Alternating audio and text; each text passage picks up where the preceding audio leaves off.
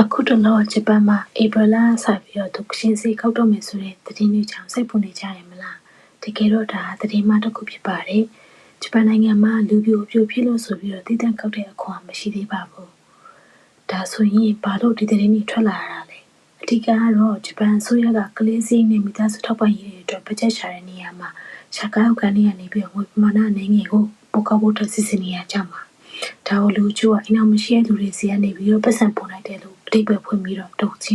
င်းစေးလို့ခေါ်နေကြတာပါဒုက္ခချင်းစေးဆိုတာမရှိပါဘူးဒါအစိုးရကောက်ခံမဲ့ကလေးစီးနဲ့မိသားစုထောက်ပံ့ရေးရန်ပုံငွေကိုဘယ်သူတွေပေးရမှာလဲဆိုရင်တော့ဂျပန်မှာအလုပ်လုပ်ပြီးတော့ရှာကိုင်းဟုတ်ကန်ထက်နေတဲ့သူတိုင်းပေးရမှာဖြစ်ပါတယ်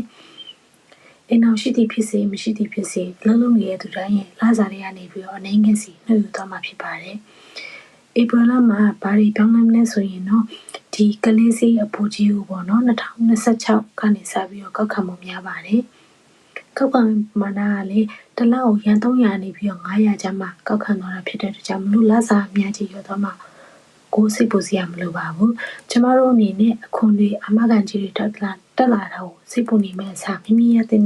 အခွန်ပြန်ငွေ tax refund တွေကိုတေချာလုပ်ထားဖို့တိုက်တွန်းချင်ပါတယ်ဥပမာမိသားစုထောက်ပံ့ရေးဖူရောတွေကိုတင်ထားတာမျိုးတွေကိုစနစ်တကျလုပ်တယ်ဆိုရင်တော့အခွန်သက်သာခွင့်ရနိုင်ပါတယ်အဲကြောင့်မလို့သတင်းမှားတွေကိုမယုံကြပါနဲ့